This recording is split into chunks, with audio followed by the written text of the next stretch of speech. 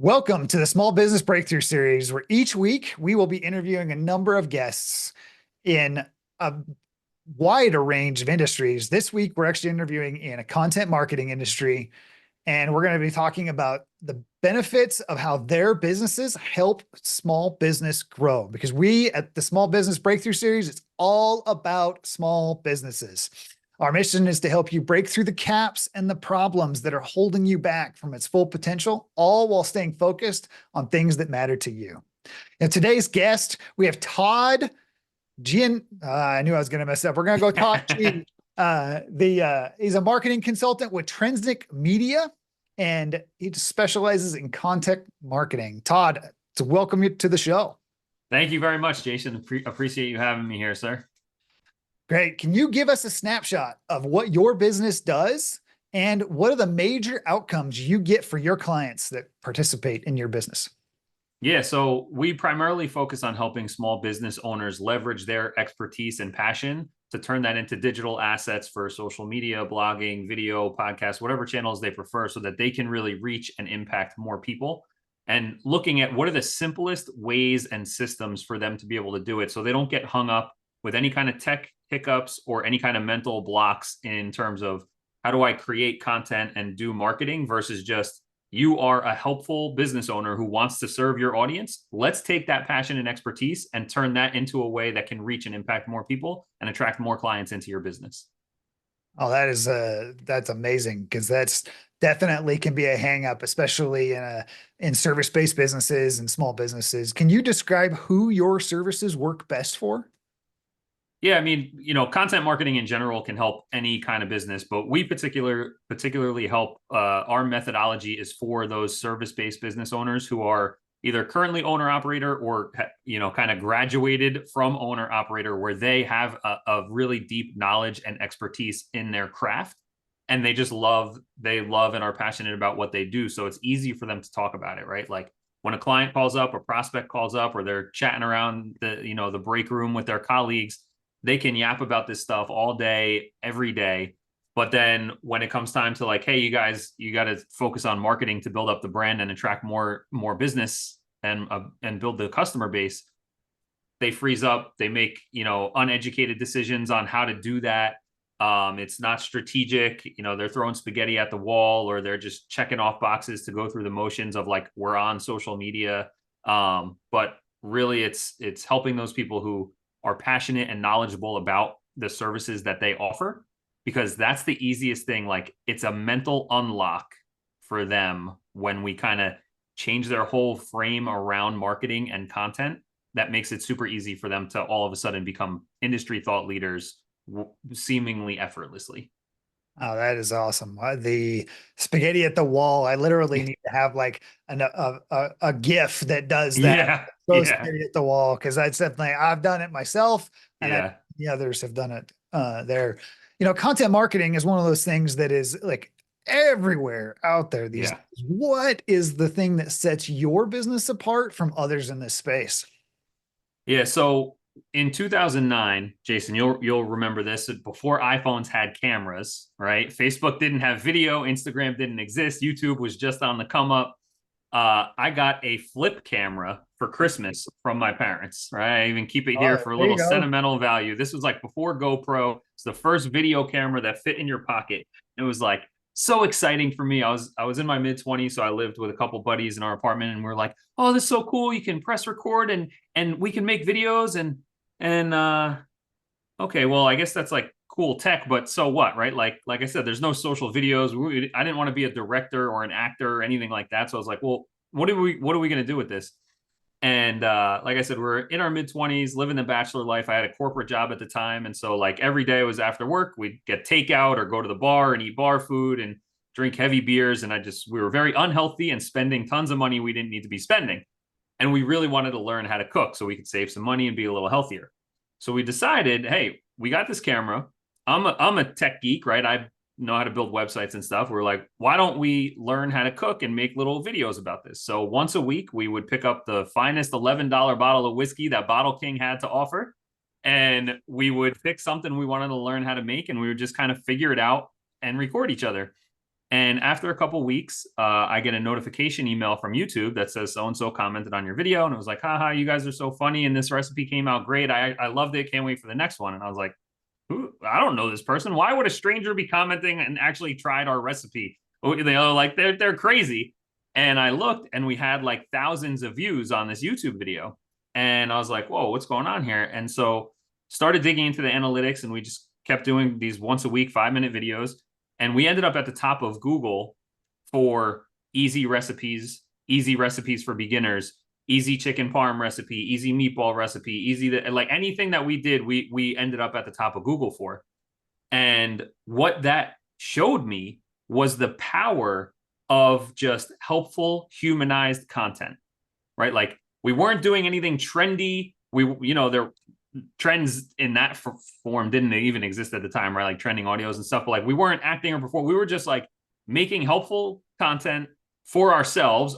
We happen to be the demographic, right? Like young bachelors who are on their own for the first time. And so that showed me the power of this helpful, humanized content. And then, when I got more entrepreneurial, that kind of drunken project that only lives for so long when you're a young guy. And so that it died off when my roommate moved away and I lost my cameraman.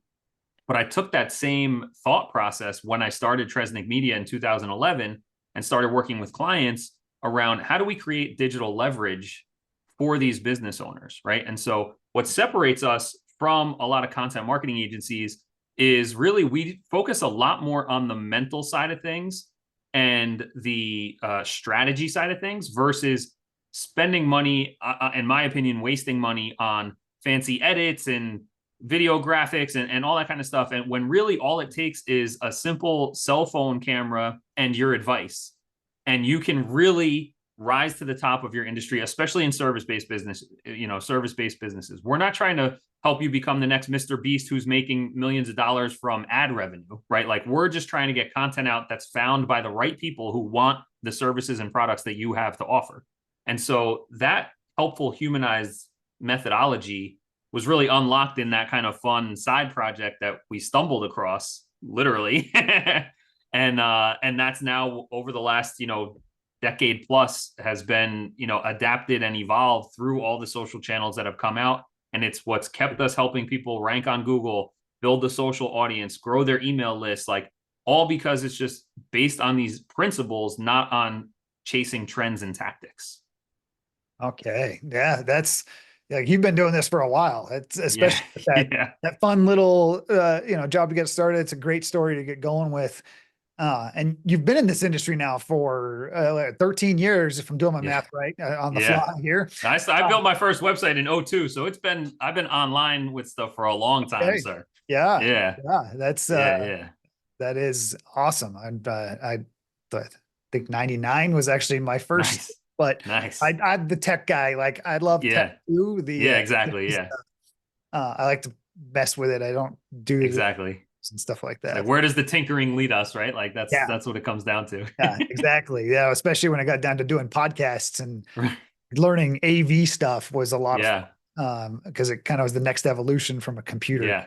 Even though a lot of people go the opposite direction. Well, if you've been doing content marketing, right, since 2011 when you started this agency, you've seen some different things over the years, and there's definitely an evolutionary trend. Like what would you say is your biggest challenge for that the industry faces for right now? And then, and how are you helping your clients and partners work through that? Well, there's two directions we could answer that in. Number one, I think the biggest challenge that most business owners have when it comes to the content marketing thing is all mental, right? Is that it is extremely easy to jump on Zoom if a client emails you and says, hey, I got a couple questions about something. Can we meet? Yeah, here's my Zoom link. Let's go. You hop on Zoom, you share your helpful advice, and you get off.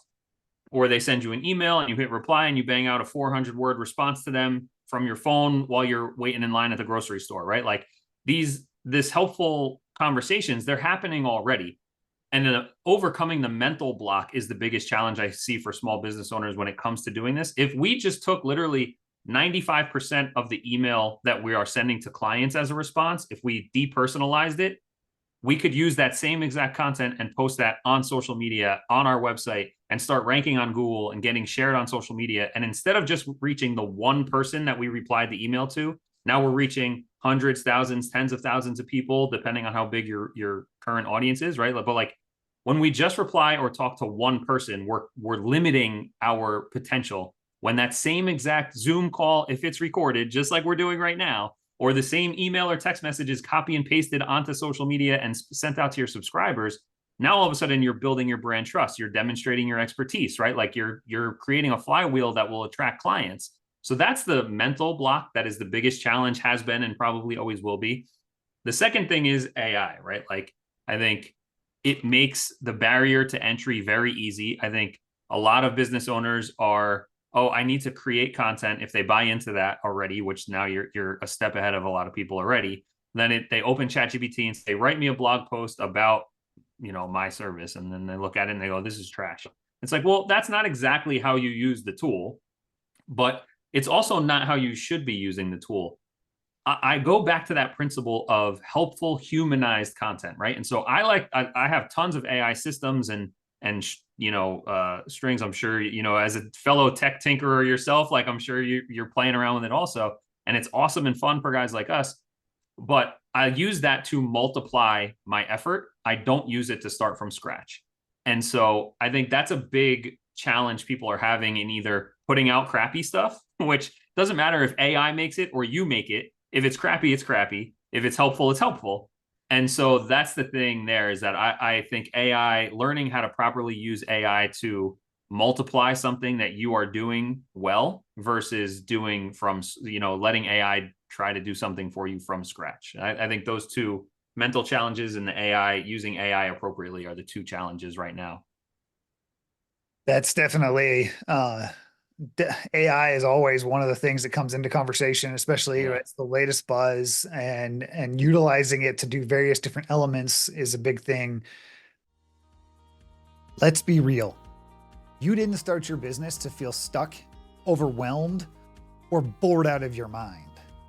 But yet, here you are, spinning, stalled, or just chasing every shiny object just to stay motivated.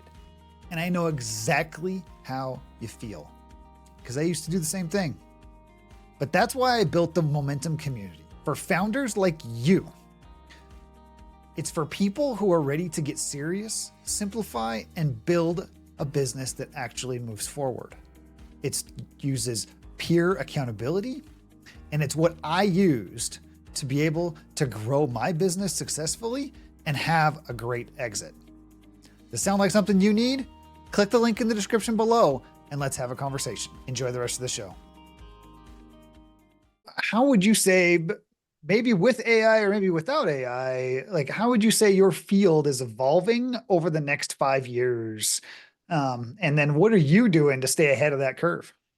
Well, as a curious tinkerer, like staying ahead of the curve is just kind of our nature, right? Like I'm just always curiously playing around with things in my spare time and at night and after the kids go to bed, like listening to podcasts, going down the YouTube rabbit holes. Like that's just my personal nature of like learning things, and it's how I've ended up where I am. Where it's going, I mean, 5 years, I think, who knows, 5 years is so far away, right? Like, I was at the Tesla dealership last week and there's a humanoid T1000 standing in the showroom, man. Like there's going to be there's going to be humanoid robots walking around in 18 months. Like, so who knows what is going to happen in 5 years, but I think, in the next couple years, I think at least in the short term of a couple years is that businesses are going to survive based on reputation and relationships that they can build with the market, and getting ahead of that, like, technology only situation that could be on the horizon sooner or later. But I think it's also, I like Jeff Bezos's thoughts on, we don't look about like, what's the next thing that's going to work? What are the things that have worked the longest and are most likely to continue to work? Right. And that's something called the Lindy effect. And so those are kind of the things that I try to put 80% of my focus on, like what's really been working the longest and is most likely going to continue to work. And I think that's being helpful, building relationships, and having a really solid reputation with as many people as possible. And maybe the changing time is that like robots are going to be the ones looking you up, but you're still going to have that solid reputation that demonstrates your helpfulness and expertise, right? So those things are going to be a consistent line through going into the next couple of years at least. Yeah, no, that is absolutely true. So you ready to shake things up and go into the lightning Yeah, round?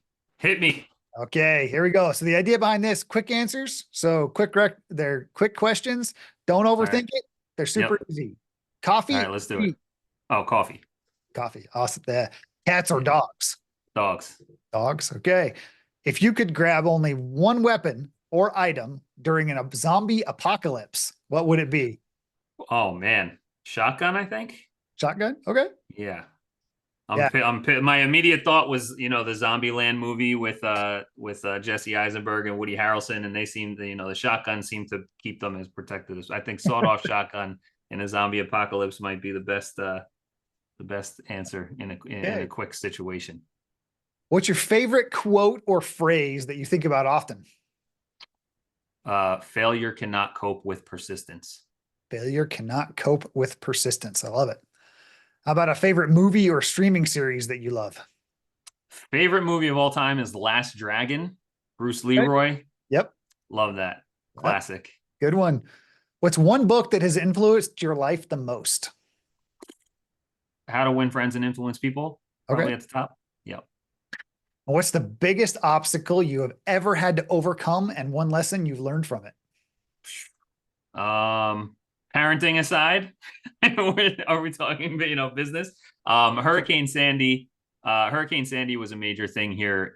I'm in North Jersey that wiped out the tri-state area, and at the time, that was when I was a local freelancer. Networking was my flow of business, and all my clients were down for months. And that's when I started getting into the helpful humanized digital leverage for Tresnic Media, and then became people finding me from all over the country. So out of necessity, started drinking my own Kool-Aid, and that major obstacle turned things around for me, and went from local freelancer going to networking breakfast all the time to digital leverage that brought clients in from all over the country and built an agency with a full team. Oh, that is quite the story. Yeah. And so, Todd, if any of our viewers would like to collaborate with you, what's the best way for them to get in touch with you? They can hit me up at thegrowthsuite.com. Thegrowthsuite.com/free has a ton of free resources for small business owners to get started. Like you, I love being on the mission of just helping people as much and as best as possible. So we got a ton of free stuff there, and you'll be able to get in touch with me from there. Hey, Todd, that's been a great interview today. And you guys heard it here. If you have content marketing ideas, not ideas, but need help in content marketing and you're a service-based business, Todd and his agency is definitely sounds like a great opportunity to reach out and have him help you break through that mental block that could be stopping you from gaining followers, new customers, and all of the like. So, Todd, it was great to meet with you today, and we'll push it out to everybody. Thank you, Jason.